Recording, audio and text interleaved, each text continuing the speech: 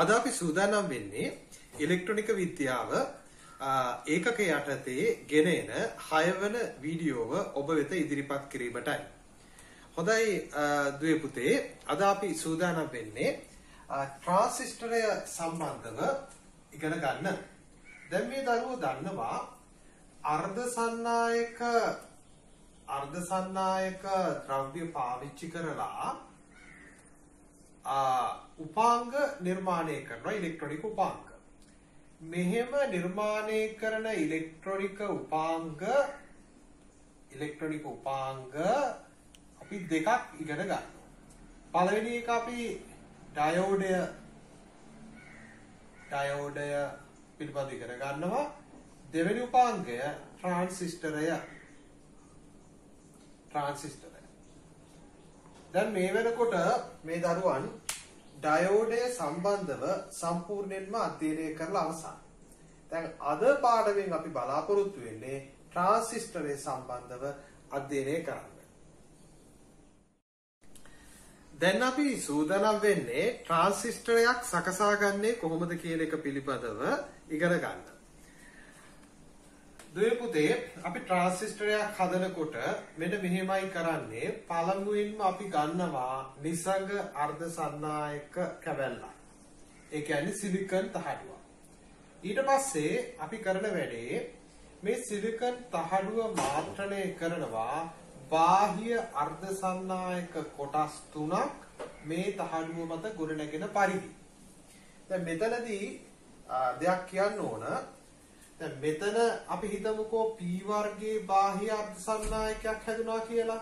එහෙනම් අනිවාර්යයෙන්ම මෙතන N වර්ගයේ බාහ්‍ය අර්ධසන්නායකයක් හැදෙන පරිද්දෙන් මාත්‍රණය කරනවා.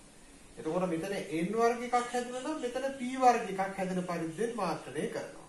ඒ කියන්නේ මෙන්න මේ ආකාරයට මාත්‍රණයක් කරනවා. දැන් මෙහෙම මාත්‍රණය කළොත් තමයි අපිට PN සංදි දෙකක් ගොඩනගා ගන්න පුළුවන් වෙන්නේ. ඒතර ට්‍රාන්සිස්ටරයක් සකසනකොට මෙන්න මේ ආකාරයට PN සංදි දෙකක් නිර්මාණය වෙන ආකාරයට තමයි මාත්‍රණය කරන්නේ. එතකොට අපිට මේ විදිහට මාත්‍රණය කිරීමෙන් PN සංදි යුගලයක් නිර්මාණය කරගන්න පුළුවන්. එහෙම නැත්නම් අපිට පුළුවන් මෙහෙම මාත්‍රණය කරන්න. කොහොමද? මේ පැත්ත N විදියට මාත්‍රණය කරනවා, මැද P විදියට. මේ පැත්ත N විදියට. එතකොටත් මෙතන PN සංදියක් තියෙනවා, මෙතන PN සංදියක් තියෙනවා. මෙන්න මේ ආකාරයට අපි මේ සිලිකන් තහඩුව මාත්‍රණය කරගන්නවා.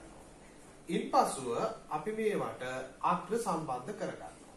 මේවා අග්‍ර සම්බන්ධ කර ගැනීමෙන් ට්‍රාන්සිස්ටරයක් නිර්මාණය කර ගැනීමට පුළුවන්කම තිබෙනවා.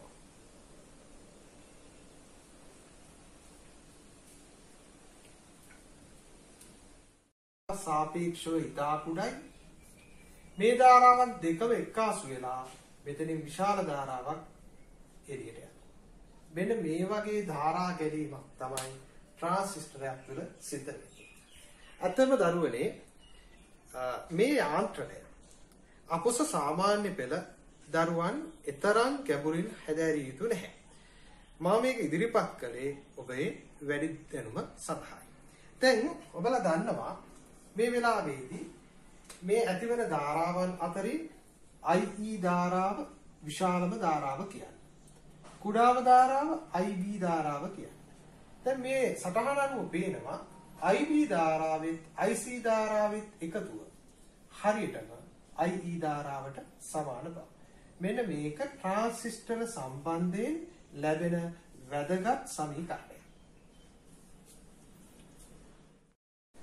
දැන් ඔයාලට පැහැදිලි කොහොමද ට්‍රාන්සිස්ටරයක් නිර්මාණය කරගන්නේ කියන එක.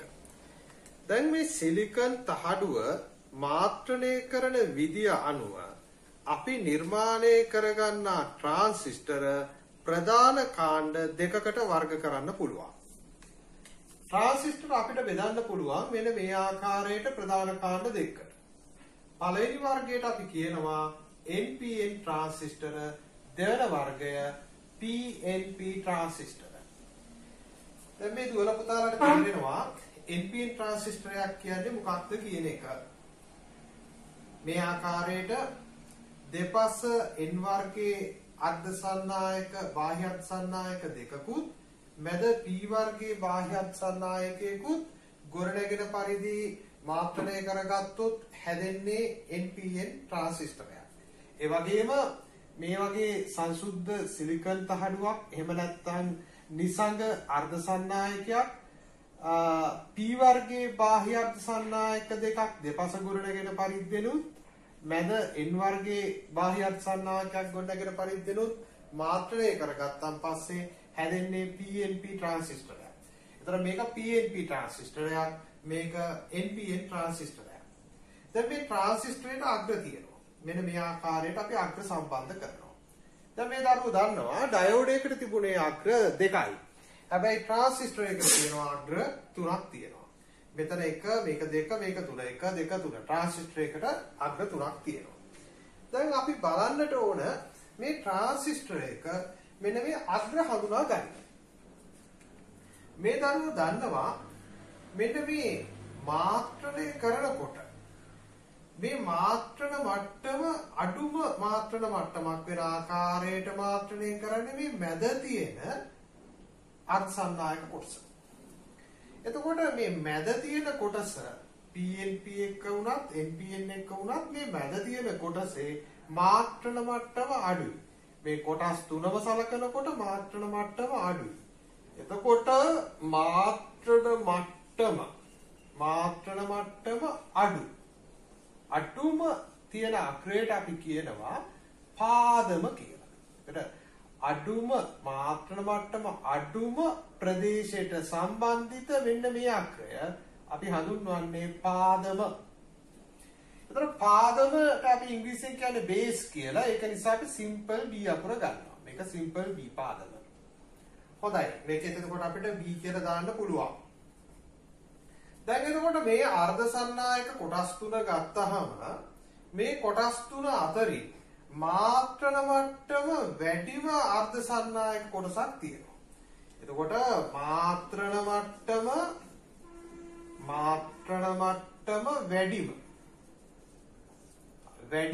වැඩිම ප්‍රදේශය අපි හඳුන්වන්නේ විමෝචකය කියලා. විමෝචකයට අපි කියන්නේ එමිට කියලා. ඒකෙන් අපි මුල් අකුර අරගෙන සංකේතයක් හදනවා E. එහෙනම් එතකොට මේකේ එමිට එක අපි මේක කියලා හිතමු. මේ කොටස් තුන අතරින් වැඩිම මාත්‍රණයක් තියෙන්නේ මේ ප්‍රදේශයේ. මේ කොටස් තුන අතරින් වැඩිම මාත්‍රණයක් තියෙන්නේ මේ ප්‍රදේශයේ. එහෙනම් ඒක එමිට එක වෙන්නට ඕන. දැන් මේ දරුවන්ට තේරෙනවා අඩුම මාත්‍රණ මට්ටමක් තියෙන ප්‍රදේශය හොයාගත්තා, වැඩිම මාත්‍රණ මට්ටමක් තිබෙන ප්‍රදේශය හොයාගත්තා. එහෙනම් දැන් අපිට ඉතිරි වෙන්නේ අතරමැදි මාත්‍රණ මට්ටමක් තියෙන ප්‍රදේශ හොයාගන්න. ඒක හරි පහසුයි. එහෙනම් ඒක වෙන්න ඕනේ මෙතන නම් මේ ප්‍රදේශය, මේක නම් මේ ප්‍රදේශය. අන්න ඒ අතරමැදි මාත්‍රණ මට්ටමක් තියෙන ප්‍රදේශය. අතරමැදි මාත්‍රණ මට්ටම. හරි. අතරමැදි මාත්‍රණ මට්ටමක් තියෙන ප්‍රදේශය අපි හඳුන්වන්නේ සංග්‍රාහකය කියලා. එතකොට මේ සංග්‍රාහකයට සම්බන්ධිත අග්‍රය අපි C කියලා හඳුන්වනවා. සංග්‍රාහකයට අපි කියනවා සංග්‍රාහකයට අපි කියනවා කලෙක්ටර් කියලා. ඒකෙන් අපිට C අකුර ගන්න පුළුවන්. එහෙනම් කලෙක්ටර් එක මේක. දැන් මේ දරුවන්ට තාමත් හොඳට පැහැදිලි ඇති ට්‍රාන්සිස්ටර් එකකට අග්‍ර තුනක් තියෙනවා. මොනවද ඒ අග්‍ර තුන? පළවෙනි අග්‍රය තමයි පාදම. දරුවනේ පාදම කියන ප්‍රදේශය තමයි ට්‍රාන්සිස්ටර් එක අඩුම මාත්‍රණ මට්ටමක් තිබෙන ප්‍රදේශය. එතකොට වැඩිම මාත්‍රණ මට්ටමක් තිබෙන ප්‍රදේශය අපිට ඊළඟට හඳුනා ගන්න පුළුවන්. ආන්න ඒකට කියනවා විමෝචක ප්‍රදේශය කියලා. ඊළඟට අතරමැදි මාත්‍රණ මට්ටමක් තියෙන ප්‍රදේශය. ඒක සංග්‍රාහක ප්‍රදේශය. එතකොට සංග්‍රාහක ප්‍රදේශයට සම්බන්ධිත අග්‍රයක් තියෙනවා. විමෝචක ප්‍රදේශයට සම්බන්ධිත අග්‍රයක් තියෙනවා. ඒ වගේම පාදම් ප්‍රදේශයට සම්බන්ධිත අග්‍රයක් තියෙනවා. එතකොට පාදම් ප්‍රදේශයට සම්බන්ධිත අග්‍රය පාදම, විමෝචක ප්‍රදේශයට සම්බන්ධිත අග්‍රය විමෝචකය, සංග්‍රාහක ප්‍රදේශයට සම්බන්ධිත අග්‍රය කලෙක්ටරය. මෙන්න මේ අග්‍ර තුන අපි තාමත්ම හොඳින් මතක තියාගන්න ඕන. දැන් දරුවන්ට තව දෙයක් මම පැහැදිලි කරලා දෙන්න ඕන. මේ වගේ ට්‍රාන්සිස්ටරයක් ගත්තහම මෙතන N ප්‍රදේශයක් මෙතන N ප්‍රදේශයක්.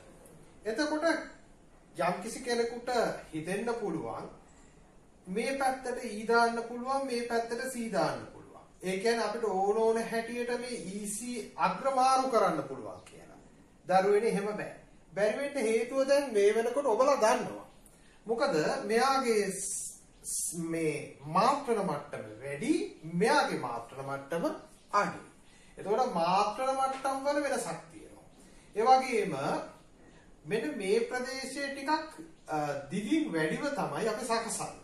මේ ප්‍රදේශයට වඩා. එහෙම වෙනසකුත් තියෙනවා. PNP ට්‍රාන්සිස්ටරයක් ගත්තාම ඒත් එහෙමයි. මේ ප්‍රදේශයේ මාත්‍රණ මට්ටම වැඩි මේ ප්‍රදේශයේ මාත්‍රණ මට්ටම අඩුයි. ඇත්තම කියනවනම් මේ ප්‍රදේශයෙන් විමෝචනය කරන බහුතර වාහකවල ඉලෙක්ට්‍රෝන මෙන්න මේ ප්‍රදේශයේදී එකතු කරගන්නවා. එතකොට මේ ප්‍රදේශයෙන් මේක පළවා හරිනවා මේ ප්‍රදේශයෙන් එකතු කරනවා. පළවා හරින හින්දා විමෝචකය කියනවා මේ ප්‍රදේශයට එකතු කරන නිසා සංග්‍රාහකය. මේකේ බහුතර වාහකයේ කුහර මේ පැත්තෙන් විමෝචනය කරනවා මේ පැත්තෙන් එකතු කරගන්නවා. එතකොට මේක විමෝචකය මේක සංග්‍රාහකය. මෙන්න මේ ආකාරයට හේතුවක් ඇතිව අර්ථයක් ඇතිව තමයි මේ අග්‍ර නම් කරලා තියෙන්නේ.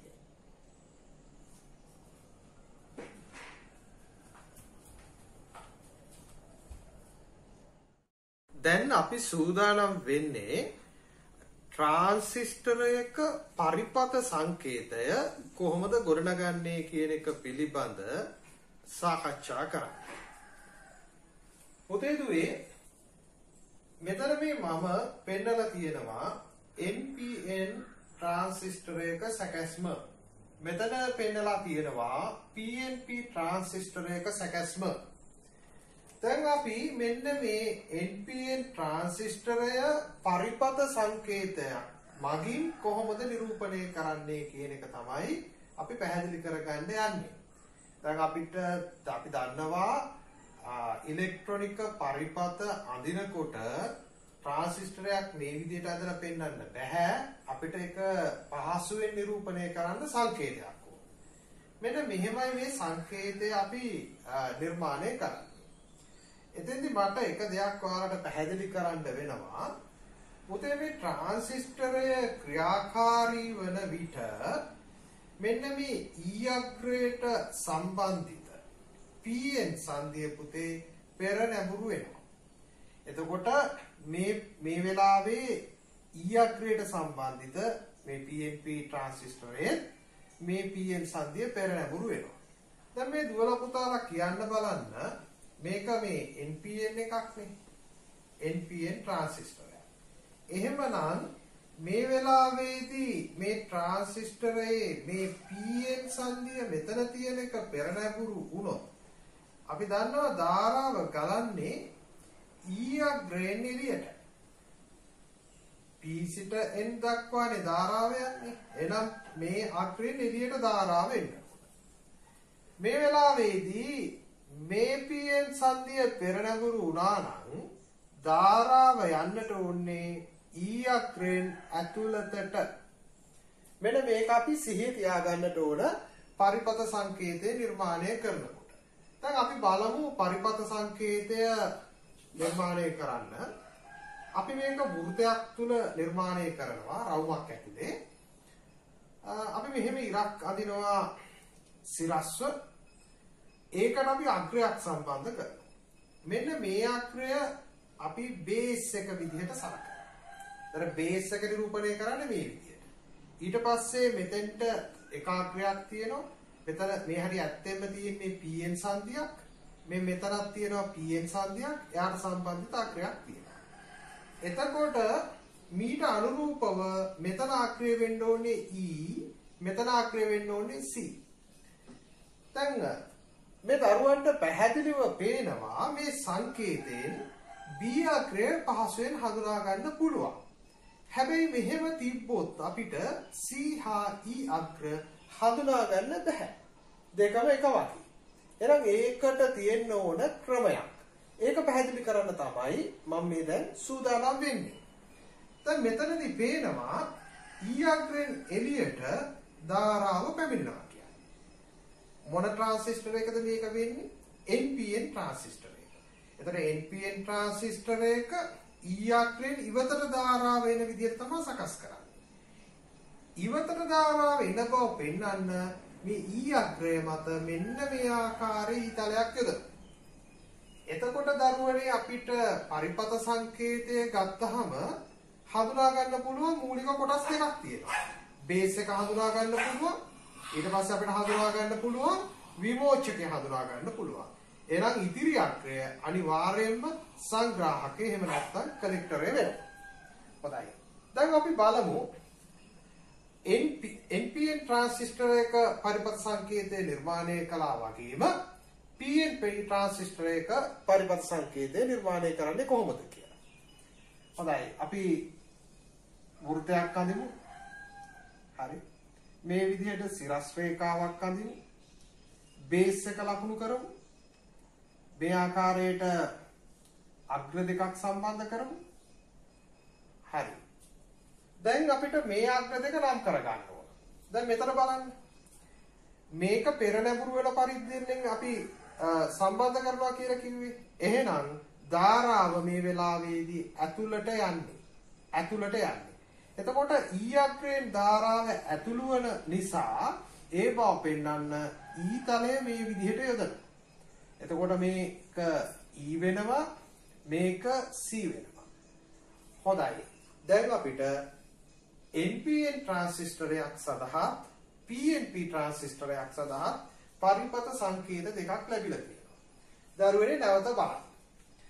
ඔබලාට මේ අග්‍ර නම් නොකර නිකම්ම ට්‍රාන්සිස්ටරයේ පරිපත සංකේතය ලබා දුන්නා හොයාගන්න පුළුවන් ඒක NPN වර්ග එකක්ද PNP වර්ග එකක්ද කියලා. NPN වර්ග එකක් නම් මෙන්න මේ විදිහට එළියට යන ඊතලයක් තියෙනවා. PNP ට්‍රාන්සිස්ටරයක් නම් ඇතුළතට යන ඊතලයක් තියෙනවා. හොඳයි. අන්න ඒක තමයි අපි පළමුවෙන්ම හඳුනා ගන්න ඕනේ. අපි එළියට යන ඊතලය හඳුනා ගත්තා නම් ඒක අපි E කියලා නම් කරනවා. E අග්‍රය, එමිටර් අග්‍රය කියලා නම් කරනවා. එමිටර් එක නම් කරගත්තා නම් කලෙක්ටර් එක නම් කරගන්න පුළුවන්. එහෙනම් අපිට මේක NPN ට්‍රාන්සිස්ටරයක් බව හඳුනා ගන්න පුළුවන්. ඒ වගේම අග්‍ර ටික නම් කරන්නත් පුළුවන්.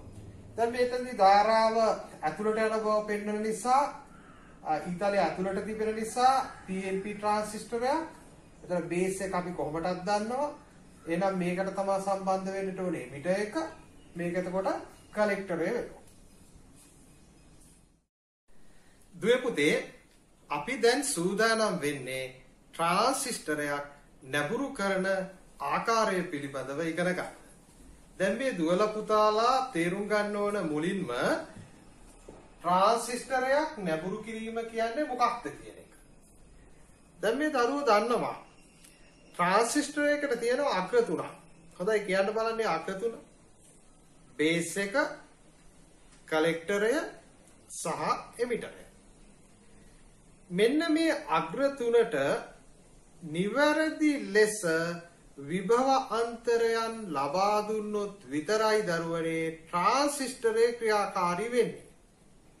එසේනම් ට්‍රාන්සිස්ටරය ක්‍රියාකාරී වෙන ආකාරයට මේ අග්‍ර තුනට විභවයන් සපයා දීමේ ක්‍රියාවලිය අපි හඳුන්වනවා ට්‍රාන්සිස්ටරයක් නැඹුරු කිරීම කියලා. හොඳයි. දැන් මේ ළමයිට මතක් කරලා දෙන්න ඕන විශේෂී කාරණාවක් තියෙනවා. අපි දැන් ඉගෙනගෙන තියෙනවා ට්‍රාන්සිස්ටර් වර්ග දෙකක්. පළවෙනි වර්ගය තමයි PNP ට්‍රාන්සිස්ටර්.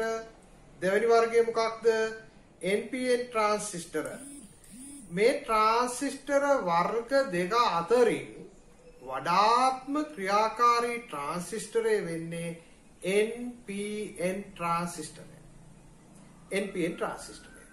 ඒක නිසා අපේ මේ ඉලෙක්ට්‍රොනික විද්‍යාව ඒකකය යටතේ ඔබලා ඉගෙන ගන්න ක්‍රියාකාරකම් ටිකක් තියෙනවා. ඒ ක්‍රියාකාරකම් සඳහා යොදාගෙන තියෙන්නේ NPN ට්‍රාන්සිස්ටර්. ඒක නිසා මමත් මේ ට්‍රාන්සිස්ටරයක් නැඹුරු කිරීම පැහැදිලි කර දීමට යොදාගන්නේ NPN ට්‍රාන්සිස්ටරයක්. හොඳයි. අපි දැන් NPN ට්‍රාන්සිස්ටරයක සැකස්ම නැවත අරගමු. එතකොට මේක NPN නම් මේ දෙපැත්ත N විදිහට තිබෙන්නට ඕන, මේක P විදිහට තිබෙන්නට ඕන. හොඳයි, මේවට අපි අග්‍රත් සම්බන්ධ කරමු. හරි. දැන් අපි හිතමු මේක බේස් එක කියලා. මේක එමිටර් එක කියලා හිතමු. මේක කලෙක්ටර් එක කියලා හිතමු. තරුවනේ ට්‍රාන්සිස්ටරයක් නැඹුරු කරනකොට සැලකිලිමත් විය යුතු මූලික කරුණු දෙකක් තියෙනවා. පළවෙනි කාරණේ තමයි මෙන්න මේ B හා E අග්‍රය පෙර නැඹුරු කරන්නට ඕන. ඒක මම මෙහෙම ලියන්නම්. BE අග්‍ර පෙර නැඹුරු කරන්නට ඕන. ඒ කිව්වේ මොකක්ද? BE අග්‍ර පෙර නැඹුරු කරනවා කියන්නේ මොකක්ද? ඒකත් තේරුම් ගන්න එපා. දැන් ඔයාලට තේරෙනවා බීටයි ඊටයි සම්බන්ධිත තිබෙනවා ඩයෝඩයක්. මෙන්න මේ ඩයෝඩේ පෙර නැඹුරු වන ආකාරයට තමයි මේ අග්‍ර වලට විභවයන් ලබා දෙන්න ඕනේ. ඒක තමයි අපි කිව්වේ BE පෙර නැඹුරු කරන්නට ඕන කියලා. ඒ වගේම මේ BC අග්‍ර. ඒතර BC අග්‍රය කියලා කියන්නේ මේ බලන්න ඩයෝඩයක්. මේක පසු නැඹුරු වන ආකාරයට විභවයන් ලබා දෙන්නට ඕන. පසු නැඹුරු කිරීම. හොඳයි. දැන් අපි වැදගත් කාරණා දෙකක් ඉගෙන ගත්තා මේ ට්‍රාන්සිස්ටරයක් නැඹුරු කරනකොට. අවධානය කරගන්න ඕන. දැන් බලා ගන්න. පළවෙනි එක තමයි BE අග්‍රය පෙර නැඹුරු කරන්නට ඕන, BC අග්‍රය පසු නැඹුරු කරන්න ඕන. මේකට තවත් අමතර කාරණයක් අපි එකතු කරනවා. ඒ තමයි BE අග්‍රය පෙර නැඹුරු කරන්න ඕනේ අඩු විභවාන්තරයකින්. එතකොට ඒක මට මෙහෙම ලියන්න පුළුවන් අඩු විභවාන්තරයක්. අඩු විභවාන්තරයක් යොදන්නට ඕන.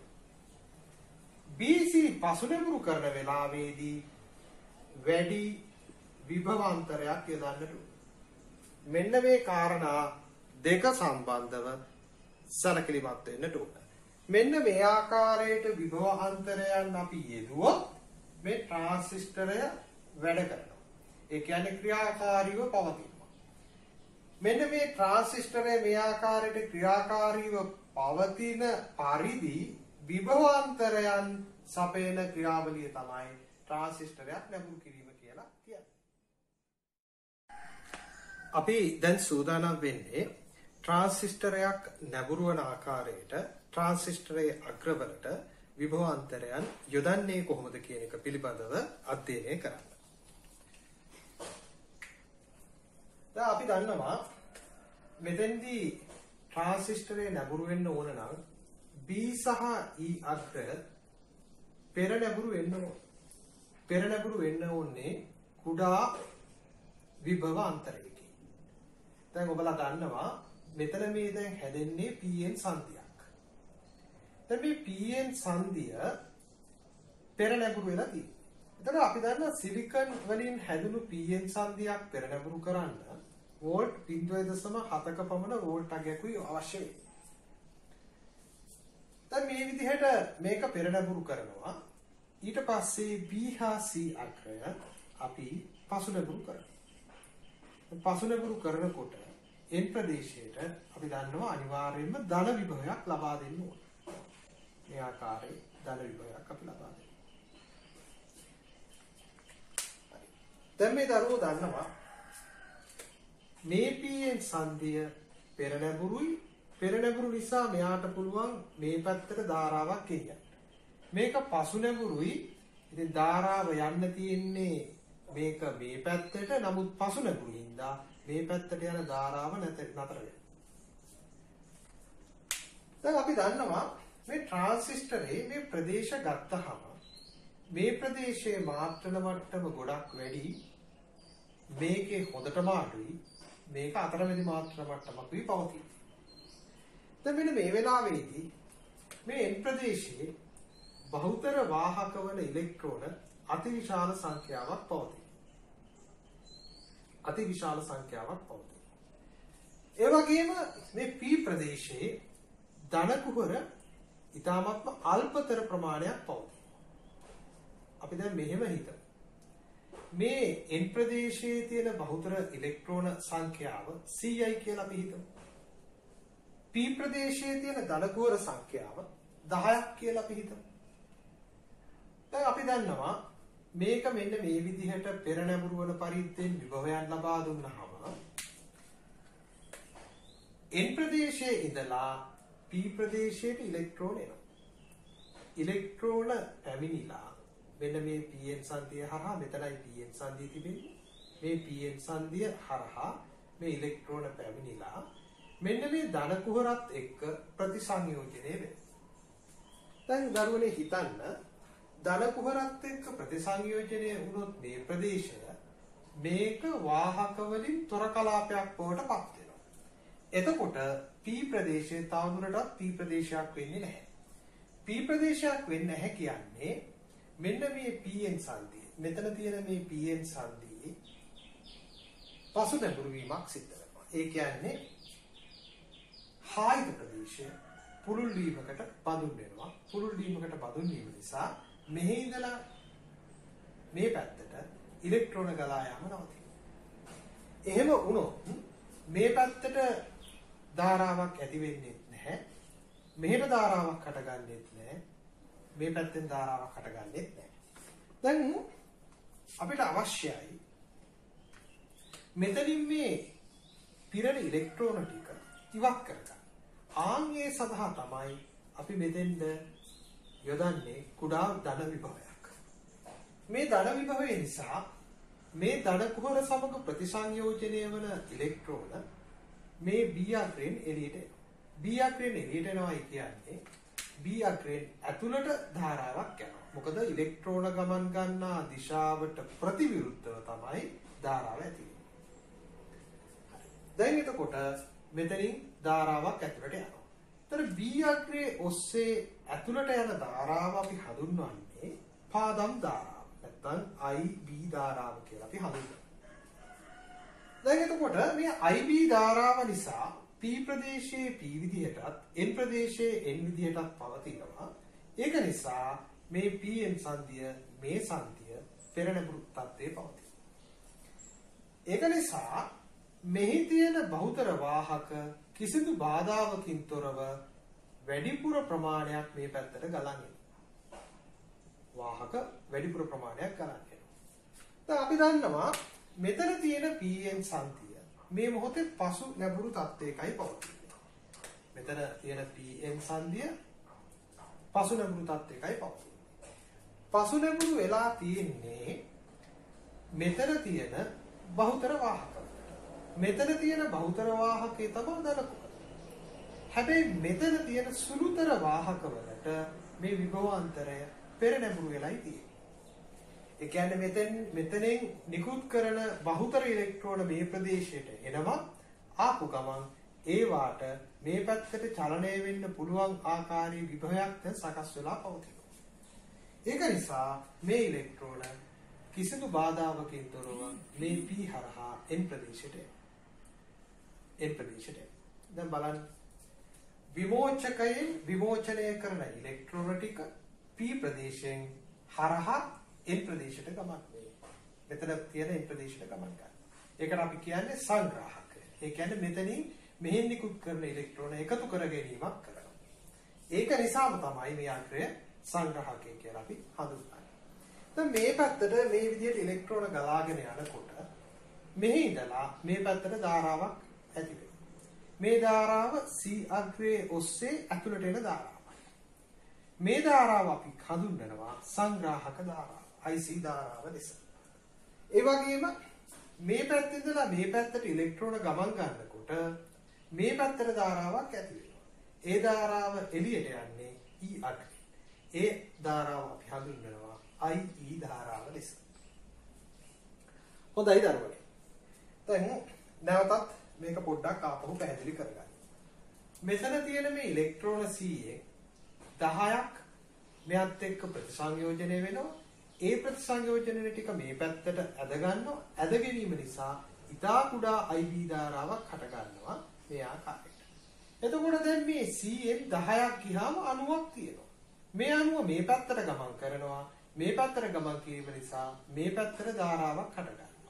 එතකොට දැන් අපිට පැහැදිලි මේ ධාරාව ඉලෙක්ට්‍රෝන 100ක් නිසා ඇතිවන ධාරාව. මේ ධාරාව ඉලෙක්ට්‍රෝන 10ක් නිසා ඇතිවන ධාරාව. මේ ධාරාව ඉලෙක්ට්‍රෝන 90ක් නිසා ඇතිවන ධාරාව. මේක අපේ තේරුම් ගැනීම සඳහායි මම මේ ආකාරයට ඉදිරිපත් කරන්නේ. එතකොට විශාලම ධාරාව මේ වෙලාවේ හටගන්නේ IE ධාරාව බව පේනවා. කුඩාම ධාරාව IB ධාරාව බව පේනවා. අතරමැදි ධාරාව IC ධාරාව බව පේනවා. දැන් මට මේ PN සංදි තුලින් ගලා යන ධාරාවන් ටික මේ විදිහට ලකුණු කරන්න පුළුවන්. මෙතනින් මේ ආකාරයට ධාරාවක් එනවා. මේ පැත්තෙන් උඩු අතට ධාරාවක් යනවා. දැන් අපි බලමු ට්‍රාන්සිස්ටරයක පරිපත සංකේතයක් ලබා දුන් විට ධාරාවන් ගලා යන ආකාරය ලකුණු කරන්නේ කොහොමද කියලා. මේක ඔබලාට එන ගැටලු විසඳීම සඳහා ඉතාමත්ම වැදගත් වෙයි කියලා මම විශ්වාස කරනවා. දැන් අපි දන්නවා NPN ට්‍රාන්සිස්ටරයක මේ E තලයේ තිබෙන දිශාවට ඒ කියන්නේ E අග්‍රයෙන් ඉවතට ධාරාව ගලනවා කියන එක. මෙන්න මේක තමයි අපි පළමුවෙන්ම ලකුණු කරගන්න ඕනේ. මේ විදිහට ලකුණු කරගන්න. එතකොට මෙහෙම ධාරාව ගලන්න නම් මේ පැත්තෙන් ධාරාව ඉන්නට ඕන, අනිත් ධාරාව මෙහෙන් එන්නට ඕන. එහෙනම් අපිට මේ පැත්තට ඊතලය යොදන්න පුළුවන්, මේ පැත්තට ඊතලය යොදන්න පුළුවන්. හොඳයි. දැන් එතකොට අපි දන්නවා මෙතනින් එනවා තරමක් විශාල ධාරාවක්, මෙතනින් එනවා ඉතා කුඩා ධාරාවක්. මේ ධාරාවන් දෙක එකට එකතු වෙලා මෙතනින් එළියට ඊට වඩා විශාල ධාරාවක් මේ ආකාරයට ගමන් කරනවා. හොඳයි. දැන් අපි PNP ට්‍රාන්සිස්ටරයක් තුලින් ධාරාවක් ගලා යන්නේ කොහොමද කියන එක බලමු. දැන් අපි දන්නවා මේ ඊතලයේ දෙසට ධාරාව ගලා යනවා. මේ ආකාරයට. ඊතලයේ දෙසට ධාරාවක් ගලා යනවා. මේක තරමක් විශාල ධාරාවක්. මේ ධාරාවෙන් කොටසක් මේ B අග්‍රය ඔස්සේ ඉවතට යනවා. එතකොට ඉතිරි වෙන කොටස එන්න මේ C අග්‍රය ඔස්සේ එළියට යනවා. දැන් ඔබලාට පේනවා IE කියන්නේ විශාල ධාරාවක්. මේ ධාරාව ශාඛා දෙකකට බෙදෙනවා. තරමක් කුඩා ධාරාවක් හා ඉතා කුඩා ධාරාවක්. මෙන්න මේ ආකාරයට තමයි ට්‍රාන්සිස්ටරයක් තුලින් ධාරාවක් ගමන් කරන්නේ.